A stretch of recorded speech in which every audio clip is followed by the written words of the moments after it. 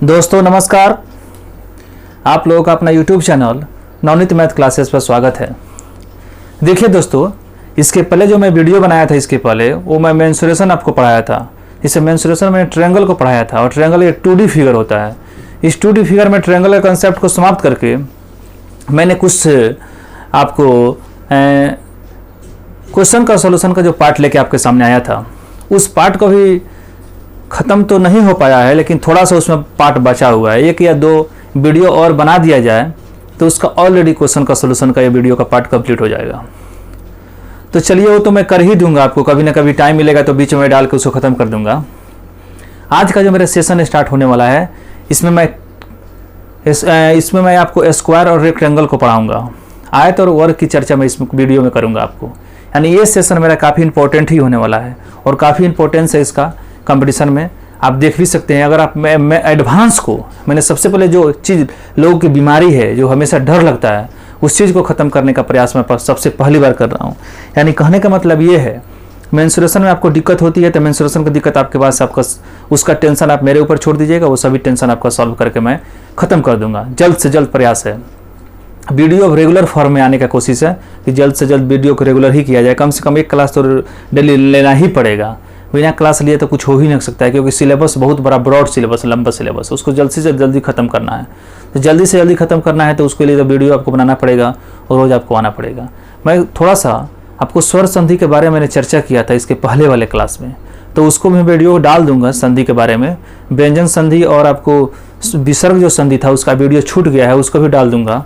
और उसके बाद आपको अलंकार के बारे में थोड़ा सा चर्चा कर दूंगा। उसको अलंकार को भी मैं पढ़ाने का एग्जाम जो हो रहा है उसमें बहुत ज़्यादा क्वेश्चन आपको अलंकार से पूछ रहा है, तो वो काम मैं कर दूंगा। ठीक है, आज का जो मेरा स्पेशल जो सेशन है वो आपको मेंसुरेशन में जो रेक्टेंगल होता है और आपको स्क्वायर होता है उसके बारे में चर्चा करेंगे।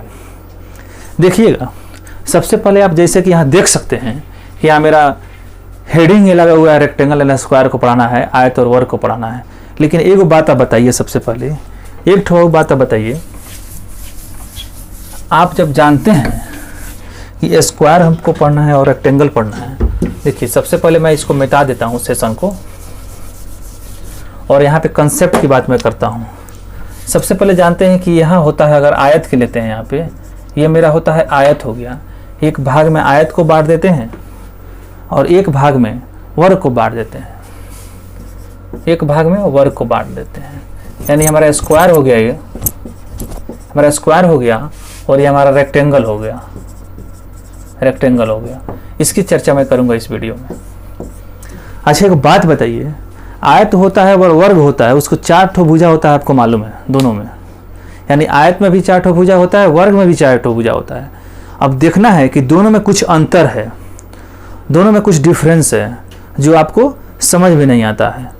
देखने से तो एक ही लगता है, बस आपको लगता होगा कि भुजा केवल अलग है। भुजा बाबू अलग नहीं है दोस्त, इसका भुजा ही केवल अलग नहीं है, इसका कुछ कुछ और पार्ट है जो इसको अलग है, एक दूसरे को भिन्न बनाता है।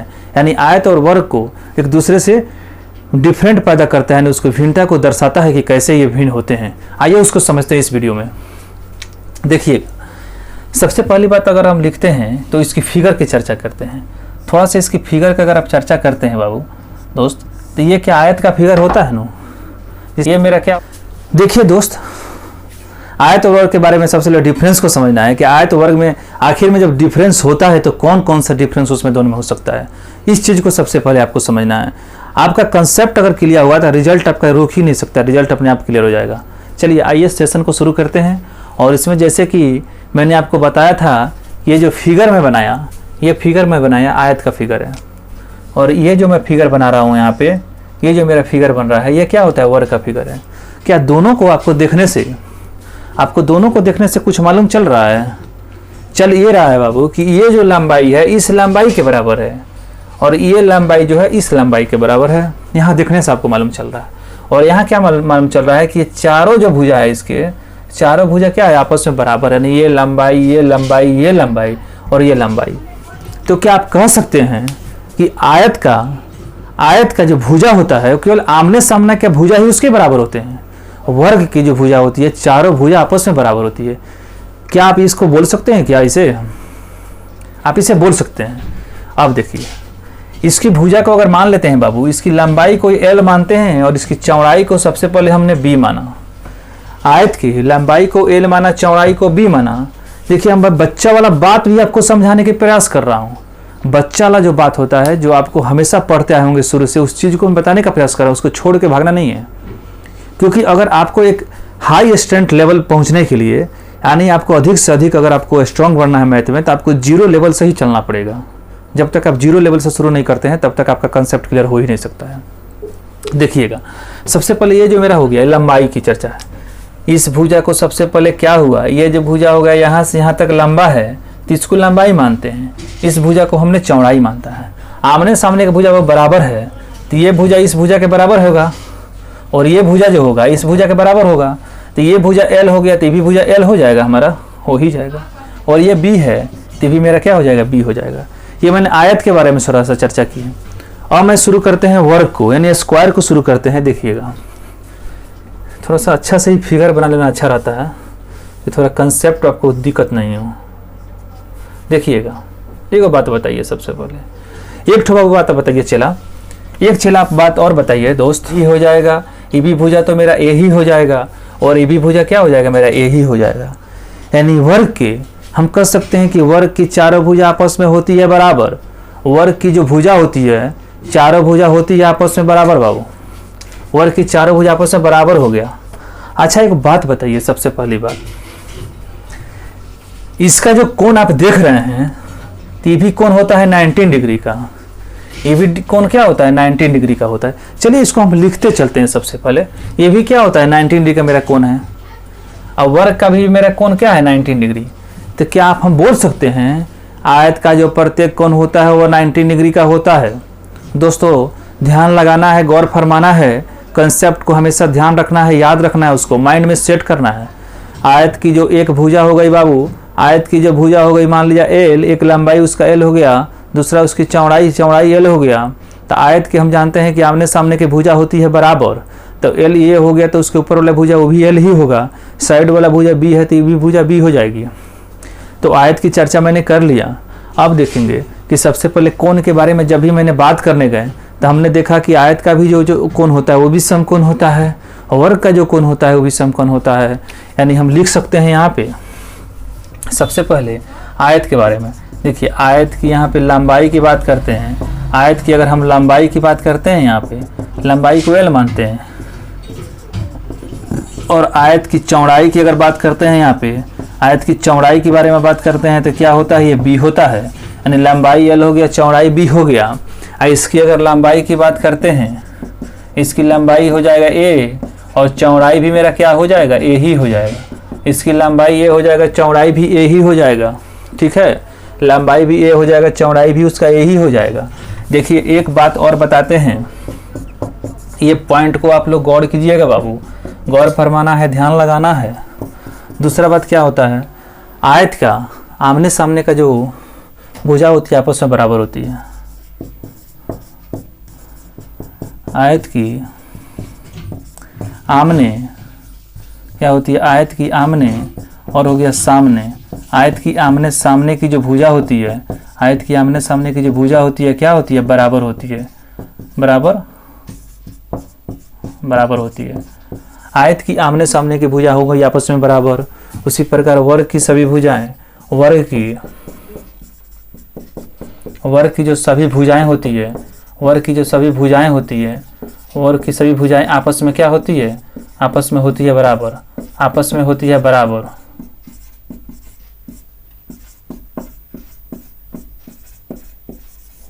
चलिए वर्ग की सभी भुजाएं आपस में होती है बराबर, यानी वर्ग की जो सभी भुजाएं होंगी आपस में बराबर होंगी। और उसी प्रकार आयत की जो होगी आमने सामने की ही भुजा बराबर होगी, सभी भुजा आपस में बराबर नहीं होगी, केवल आमने सामने की। यानी ये भुजा इस भुजा के बराबर होगा, ये भुजा इस भुजा के बराबर होगा। एक बात आपको और मैं बताया हूँ इस वीडियो में कि उसका जो प्रत्येक कोण होता है, सबसे पहले आयत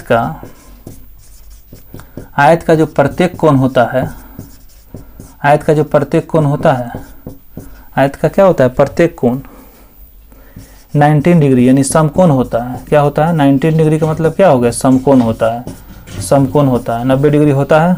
ठीक है, उसी प्रकार यहाँ पे वर्ग का जो प्रत्येक कोण है, वर्ग का जो प्रत्येक कोण है यहाँ पे, यानी वर्ग का जो प्रत्येक कोण है, वर्ग का क्या हो गया, वर्ग का क्या हो गया, प्रत्येक कोण, वर्ग का प्रत्येक कोण होता है 19 डिग्री, यानी होता है ये समकोण 19 डिग्री। ये क्या होता है, समकोण होता है, ये समकोण होता है। 19 डिग्री का मतलब क्या हो गया, समकोण हो गया। चलिए, आयत का प्रत्येक कोण होता है 19 डिग्री और वर्ग का प्रत्येक कोण कितना होता है, 19 डिग्री, यानी दोनों कोण में आपस में बराबर है। अभी देखिए यहाँ थोड़ा समानता हमको दिखाई दिया कि आमने सामने की भुजा, उसके आमने सामने की भुजा बराबर होती है, और यहाँ हो गया सभी भुजा बराबर, तो ये दूसरों को अलग कर दिया। यहाँ हो गया आयत का आमने सामने भुजा बराबर, यहाँ आयत का सामने बराबर होती है, भुजाएं सही बराबर होती है, अंतर कर दिया इसको। एक बोला कि यहाँ पे 19 डिग्री है और यहाँ भी 19 डिग्री है, इसको अलग कर ही नहीं पाया। ये तो समानता को दर्शा रहा है ये दोस्तों, ये तो समानता को दिखा रहा है कि दोनों की कोण क्या होती है, समकोण होती है। यहाँ से यहाँ तक घूमिएगा बाबू, यहाँ से यहाँ तक जब ये खींचिएगा और यहाँ से यहाँ तक जब इसको खींचिएगा तो ये क्या होता है, इसका विकर्ण होता है। आयत की एक एंगल से उसके अपोजिट एंगल को जो मिलाइएगा बाबू कोना को, तो वो क्या होता है, वो हमारा विकर्ण होता है, डायगोनल होता है ये, ठीक है। तो इस आयत में सबसे पहले इसको यहाँ से मिला दिया और इसको यहाँ से मिला दिया, इसका नाम रख दिया ए, इसका नाम लिख दिया बी, इसका नाम सी और इसका नाम क्या रख दिया, डी रख दिया। और यहाँ पे मैंने जब इसको मिलाया, यहाँ पे मैंने जब इसको मिलाया तो ये डायगोनल इसको मिला दिए तो ये विकर्ण होता है बाबू।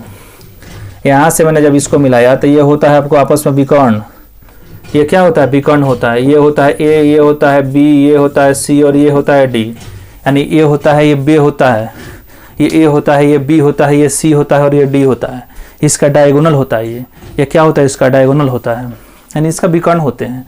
ये विकर्ण जो होंगे, ये विकर्ण इस विकर्ण के बराबर, ये इसके बराबर हो गया, ये इसके बराबर हो गया, ठीक है, ये भी इसके बराबर हो गया, ये भी इसके बराबर हो गया।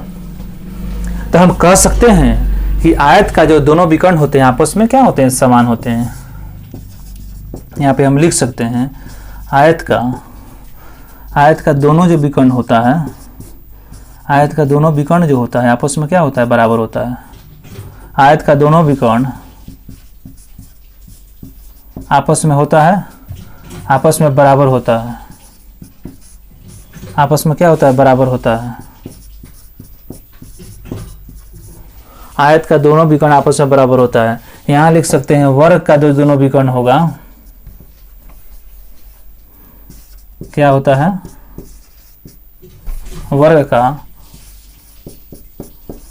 का क्या होता है, दोनों विकर्ण, वर्ग का क्या होता है, दोनों विकर्ण, वर्ग का दोनों विकर्ण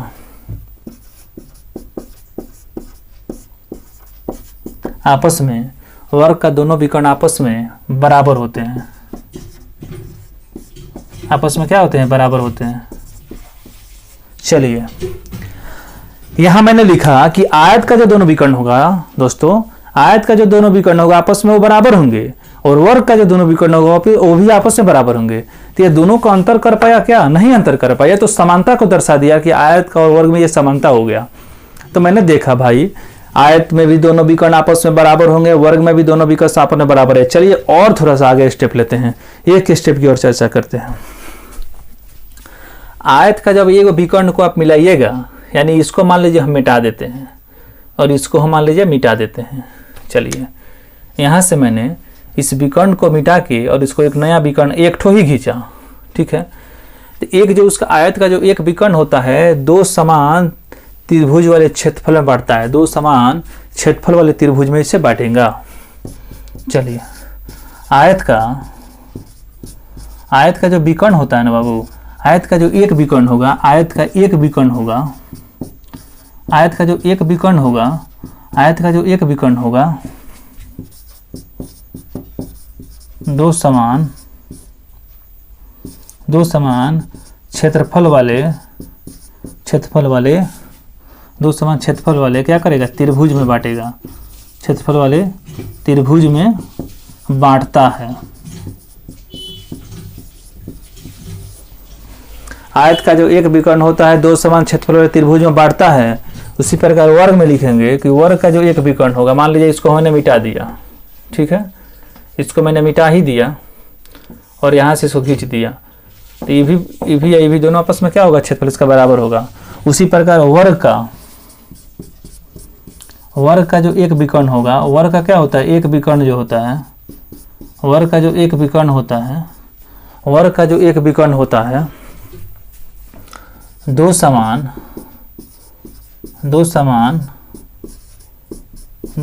क्षेत्रफल वाले, दो समान क्षेत्रफल वाले त्रिभुज, दो समान क्षेत्रफल वाले त्रिभुज, त्रिभुज में क्या करता है, त्रिभुज में क्या करता है, त्रिभुज में बांटता है बाबू, त्रिभुज में क्या करता है, बांटता है, दो समान त्रिभुज वाले क्षेत्रफल में बांटता है।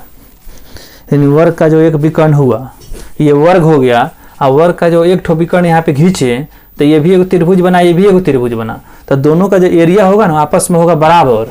और यहाँ पे इस मान ले कि इस विकर्ण को खींचे तो यहाँ भी एक त्रिभुज बना, यहाँ भी एक त्रिभुज बना, ये दोनों त्रिभुज का जो एरिया होंगे, ये दोनों जो त्रिभुज के एरिया होंगे आपस में होंगे बराबर। चलिए बोर्ड भर गया, इसका आप स्क्रीनशॉट ले सकते हैं। मैं इसे मिटाने का प्रयास करता हूँ, मैंने इसको मिटा देता हूँ, ठीक है, क्योंकि दूसरा कंसेप्ट जो आगे अधूरा इसमें कुछ लिख दूँ उसको।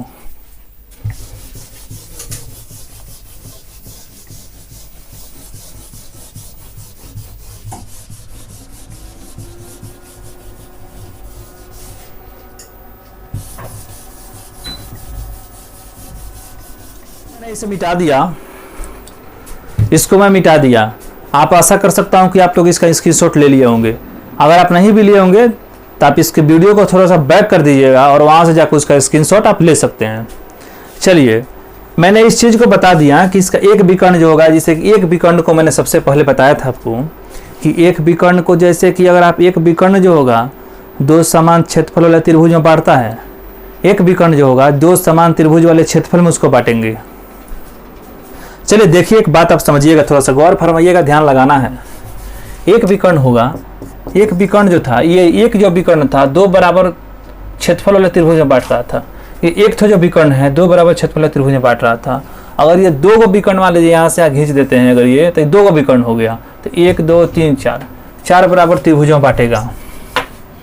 दो विकर्ण अगर खींचिएगा बाबू, दो विकर्ण अगर दोस्त खींचेंगे, दो विकर्ण जो होता है, दो विकर्ण अगर खींचने पे सबसे पहले क्या होता है, दो विकर्ण अगर खींच रहे हैं तो खींचने पर चार बराबर क्षेत्रफल वाले त्रिभुज में, चार बराबर क्षेत्रफल वाले त्रिभुज में क्या करता है, बांटता है। चार बराबर त्रिभुज वाले क्षेत्रफल में क्या करता है, बांटता है, ठीक है। और यहाँ भी जैसे कि एक विकर्ण यहाँ पे और खींच दिए तो ये भी हो जाएगा कि दो विकर्ण, मान लें कि एक विकर्ण ही था, एक विकर्ण ये हो गया, यानी दो जो विकर्ण हो गया, दो जो विकर्ण हो गया आपको, दो विकर्ण जो हो गया, दो विकर्ण जो हो गया चार, दो विकर्ण जो हो गया क्या किया, दो विकर्ण चार, चार बराबर, चार क्या हो गया बराबर, चार बराबर, चार बराबर, दो विकर्ण चार बराबर क्षेत्रफल, चार बराबर क्षेत्रफल वाले त्रिभुज में क्या करता है, त्रिभुज में बांटता है बाबू, त्रिभुज में क्या करता है, बांटता है। ये चीज आप नहीं समझे होंगे तो थोड़ा सा मैं आपको गौर फरमाऊंगा और आपको समझाऊंगा। देखिएगा, जब यहाँ एक तो विकर्ण था तो ये भी त्रिभुज यहाँ बन रहा था, यानी ए सी बी एगो त्रिभुज बन रहे थे, और उस समय ए डी और सी त्रिभुज बन रहा था। लेकिन अब हो गया हमारे पास दो विकर्ण। तो जब मेरे पास दो विकर्ण हो जाए, यानी जब मेरे पास दो विकर्ण हो जाए बाबू, जैसे कि एक विकर्ण ये हो गया, ए विकर्ण आपको ए सी हो गया, दूसरा विकर्ण बी डी हो गया, दो विकर्ण हो जाए तो उसमें एक दो तीन चार, यानी चार बराबर क्षेत्रफल त्रिभुज में बटेंगे।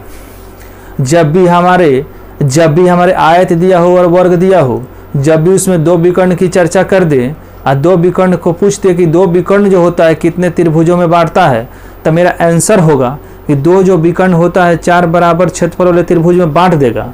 उसी प्रकार वर्ग में भी वही चीज होगा कि जो दो विकर्ण होगा चार बराबर त्रिभुज वाले क्षेत्रफल में उसको बांटेगा। ये चीज को आपको हमेशा याद रखना है बाबू, हमेशा याद रखना है, इसको जेहन में बैठा लेना है। चलिए अच्छा, एक बात बताइए, और ये समझ लिए तो एक बात और बताइए, आयत का जो विकर्ण होता है ना, आयत का जो विकर्ण होता है वो 19 पे यहाँ पे नहीं कटता है, यहाँ पे 19 पे नहीं कटता है, ठीक है। आयत का जो विकर्ण होता है वो 19 डिग्री पे नहीं मिलता है। जबकि वर्ग का जो विकर्ण होता है ये सब 19 डिग्री पे मिलेंगे। वर्ग का जो विकर्ण होगा या 19 डिग्री पे मिलेंगे बाबू। आयत का जो विकर्ण होगा, आयत का विकर्ण जहाँ पे कटते हैं, आयत का विकर्ण जहाँ पे मिलते हैं एक दूसरे से, वो 19 डिग्री का कोण नहीं बनाते हैं।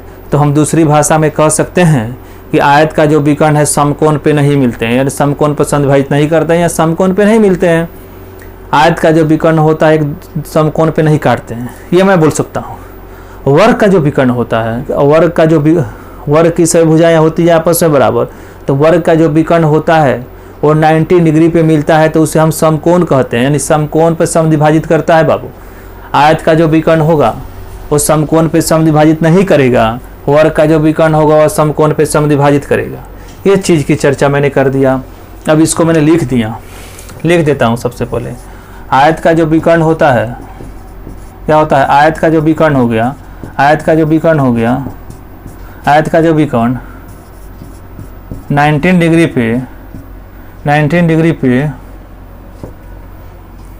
आयत का जो विकर्ण है 19 डिग्री पर समविभाजित नहीं करता है। आयत का जो विकर्ण है, आयत का जो विकर्ण है एक दूसरे को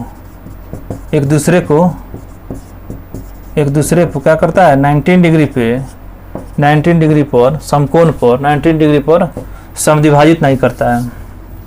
19 डिग्री पे क्या करता है, समविभाजित नहीं करता है। क्या करता है, नहीं करता है, समविभाजित नहीं करता है। यानी आयत का जो विकर्ण है एक दूसरे को 19 डिग्री पे समविभाजित नहीं करता है। जब वर्ग का दोनों विकर्ण हो गया, जबकि वर्ग का दोनों विकर्ण, वर्ग का क्या होता है, दोनों विकर्ण, जबकि वर्ग का दोनों विकर्ण एक दूसरे को क्या करता है, एक दूसरे को वर्ग का, जबकि वर्ग का दोनों विकर्ण एक दूसरे को 19 डिग्री का कहने का मतलब क्या हो गया, समकोण। 19 डिग्री कहने का मतलब क्या हो गया, समकोण। 19 डिग्री पे क्या करता है, समद्विभाजित करता है, समद्विभाजित करता है। क्या करता है, समद्विभाजित करता है। ठीक है। जबकि वर्ग का दोनों विकर्ण एक दूसरे को 19 डिग्री पर समद्विभाजित करता है और आयत का विकर्ण एक दूसरे को 19 डिग्री पे समद्विभाजित नहीं करता है, ये बोला यहाँ पे, और ये होता भी है। यानी कहने का मतलब हो गया कि मान लीजिए अगर इसको मानते हैं D1 और इसको मानते हैं D2, ठीक है, D1 जो हो गया नॉट इक्वल टू D2 हो गया, यानी यहाँ से कट जाएगा, 90 पे नहीं मिलेगा। और यहाँ पे इसको लिख सकते हैं कि D1 जो हो गया 90 डिग्री, D2 हो गया, लंब हो जाएगा एक दूसरे पे। ये होता है मेरा D1 और एक होता है मेरा D2, मान लेते हैं दोनों में से किसी को। तो ये 90 डिग्री पे कटता है, यानी वर्ग का जो विकर्ण है 90 डिग्री पे समद्विभाजित करेगा, जबकि आयत का विकर्ण जो होगा 19 डिग्री पे समद्विभाजित नहीं करेगा। ये चीज़ आपको ध्यान रखना है। सबसे पहले इसका आप स्क्रीनशॉट लीजिए दोस्तों, आप इसका स्क्रीनशॉट ले लिए होंगे आशा करता हूँ। चलिए इसको मैं मिटाने का प्रयास करता हूँ। देखो दोस्तों, सबसे पहली बात ये होता है कि पढ़ाई को अगर आपको करना है तो आपको तो कुछ ना कुछ त्याग करना पड़ेगा इसके लिए।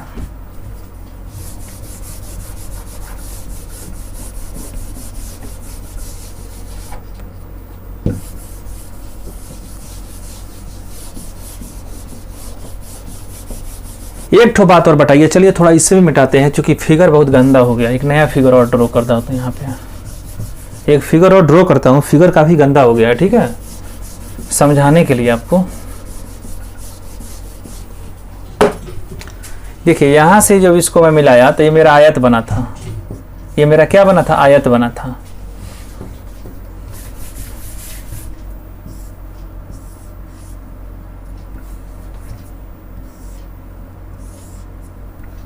ये मेरा आयत हो गया, ठीक है। और ये जो मेरा था वो क्या था, मेरा वर्ग था।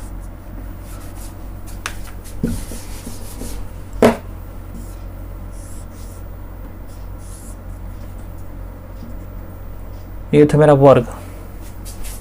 ये तुम्हारा एल था, ये बी था, ये भी एल हो गया, ये बी हो गया। ये भी क्या होता है, ये होता है आपको ए होता है, ये भी ए होता है, ये भी ए होता है, ये भी होता है, सभी भुज आपस में बराबर ही होते हैं। देखिए सबसे पहले क्या होता है, आयत का जो विकर्ण होगा, आयत का जो विकर्ण होगा और संगत उसका जो कोण होता है वो समद्विभाजित नहीं करता है। आयत का जो विकर्ण होता है संगत कोण को समद्विभाजित नहीं करता है। कहने का मतलब ये है, आयत का जो विकर्ण होता है वह संगत कोण को समद्विभाजित नहीं करता है, और वर्ग का जो विकर्ण होता है, आयत का जो विकर्ण होता है वह संगत कोण को समद्विभाजित नहीं करता है। आयत का जो विकर्ण होता है वह संगत कोण को समद्विभाजित नहीं करता है, जबकि वर्ग का विकर्ण होता है संगत कोण को समद्विभाजित करता है। एक बार और इसको याद रखेंगे, आयत का जो विकर्ण होता है संगत कोण को समद्विभाजित नहीं करता है, जबकि वर्ग का जो मेरा विकर्ण होता है वह संगत कोणों को समद्विभाजित करता है। संगत कोण देखिए क्या होते हैं, देखिए इस भुजा के द्वारा बाबू, इस भुजा के द्वारा ये कोण बन रहा है और इस भुजा के द्वारा ये कोण बन रहा है, ठीक है। तो हमारा मान लीजिए कि ये जो कोण हो गया बाबू, यहाँ से जैसे कि आप इसको मिला रहे थे, यहाँ से आप ये इसको मिला रहे थे और यहाँ से आप इसको मिला रहे थे, तो आपको मैंने बताया था कि आयत है तो ये कोण जो होगा 19 डिग्री नहीं होगा, आपका आयत डिग्री क्या होगा, नहीं होगा। और वर्ग आयत का जो प्रत्येक कोण होता है वह 19 डिग्री का होता है। ये 19 डिग्री का कोण होगा, लेकिन जहाँ मिलेंगे वो 19 डिग्री कोण नहीं होगा। यहाँ पे वर्ग में यहाँ से यहाँ तक मिलाइएगा, विकर्ण हो गया, यहाँ से यहाँ तक मिलाइएगा तो ये तो 19 डिग्री होता ही होता है। और ये जो विकर्ण जहाँ मिलते हैं वो भी क्या होते हैं, इसका 19 डिग्री पे ही मिलते हैं। ये दोनों में ये चीज़ मैं आपको बताया था इसके पहले। अच्छा एक बात बताइए, अभी मैंने जो चर्चा कर रहे हैं कि आयत का जो विकर्ण होता है संगत कोण को समद्विभाजित नहीं करता है। संगत कोण को समद्विभाजित करने का मतलब हो गया, जब भी कोण को समद्विभाजित कोई रेखा करती है, वो रेखा जो होती है उस कोण को दो बराबर भागों में बांटती है। संगत कोण को समद्विभाजित करना संगत कोण को समद्विभाजित नहीं करती है, यानी संगत कोण को समद्विभाजित नहीं करने का मतलब हो गया, यानी जो एंगल है उसको दो बराबर भागों में वो जो रेखा है वो नहीं बांट रही है। इसीलिए क्या हो गया, उसका मतलब समझेंगे कि संगत कोणों को समद्विभाजित नहीं कर रहा है। देखिएगा गौर फरमाना है दोस्त, थोड़ा सा तो गौर फरमाना है। कंसेप्ट कोई हार्ड नहीं होता है, कंसेप्ट को अगर आप दिमाग में रखते हैं, अगर दिमाग में उसको बनाते हैं तो क्वेश्चन आपको बेसिक वे में यानी आसान तरीके से क्वेश्चन को डील कर सकते हैं एक मेथड्स के द्वारा। चलिए देखिए, यहाँ से यहाँ जो हो गया, यहाँ से यहाँ जो हो गया 19 हो गया, तो क्या ये आपको देखने से लग रहा है क्या कि ये दोनों बराबर है? ये दो थोड़ा छोटा है और ये एंगल क्या है, बड़ा है। अगर मान लीजिए ये एंगल 70 है तो ये एंगल हमारा BC होगा ना, BC होगा। अगर ये 20 लेते हैं तो ये 70 हो जाएगा, और ये 70 लेते हैं तो 20 हो जाएगा। दोनों कोनों का ये 19 डिग्री पूरा करने के लिए अगर एक कोनों को जितना लेंगे तो उसमें से उस कोनों को घटा के लिखते हैं 19 में से, तो बचा हुआ जो कोण होता है वो निकल जाता है। अब देखिए जैसे यहाँ पे है, यहाँ पर बोला कि समकोण पे समद्विभाजित करेगा, यानी उसकी संगत कोण जो है संगत कोण को समद्विभाजित करता है। आयत में वर्ग में बोला कि वर्ग का जो विकर्ण होता है संगत कोणों को समद्विभाजित करता है। अच्छा एक बात बताइए, यहाँ से जैसे कि इसको मिलाया, यहाँ से ये सीधी रेखा हो गई, ठीक है, यहाँ से मिलाया वर्ग बना, ठीक है, ये मेरा वर्ग बना है, यहाँ से यहाँ तक वर्ग, यहाँ से यहाँ तक बना है, यहाँ से यहाँ तक यह वर्ग है, और वर्ग का ये विकर्ण है। तो यह विकर्ण जो है, विकर्ण जो होता है इसके संगत कोणों को समद्विभाजित करता है। यानी ये एंगल अगर मान लीजिए कि जितना होगा ये भी उतना ही होगा, ये एंगल जितना होगा ये भी एंगल उतना ही होगा। अगर मान लीजिए दोनों 19 डिग्री है मिला के, तो ये हो जाएगा हमारा 45 डिग्री, और ये भी एंगल हो जाएगा 45 डिग्री। जब भी बोले कि उसके कोण को संगत कोणों को समद्विभाजित करता है, वर्ग का जो विकर्ण होता है उसके संगत कोण को समद्विभाजित करता है, इसका मतलब हो गया उस कोण को दो बराबर भागों में बांटता है। दो बराबर भागों में बांट दिया तो एक में हमारा हो गया 45 डिग्री, तो दूसरा भी कितना हो गया 45 डिग्री ही हो गया। एक हो गया 45 डिग्री, तो दूसरा कितना हो गया 45 डिग्री हो गया। तो यानी संगत कोणों को समद्विभाजित कर दिया, दोनों कोण क्या हो गए आपस में बराबर हो गए, इसके दोनों कोण क्या हो गए आपस में इसके बराबर हो गए। चलिए दोनों कोण इसके हो गए आपस में बराबर, दोनों कोण क्या हो गए बाबू, दोनों कोण इसका आपस में हो गया बराबर, ठीक है, यानी ये कोण आपस में बराबर होंगे। तो इसी चीज को हम लिख रहे हैं, एक और प्रूफ आपको करके दिखाएंगे। आयत का जो विकर्ण होता है, आयत का क्या होता है विकर्ण, समद्विभाजित नहीं करता है। आयत का जो विकर्ण होता है संगत कोणों को समद्विभाजित नहीं करता है, और वर्ग का जो विकर्ण होता है, यानी वर्ग का जो विकर्ण होता है, वर्ग का क्या होता है, विकर्ण जो होता है, वर्ण का विकर्ण संगत कोणों को समद्विभाजित करता है। वर्ग का विकर्ण संगत कोणों को, वर्ग का विकर्ण जो होता है संगत कोणों को, समकोणों को, संगत कोणों क्या करता है, समद्विभाजित करता है।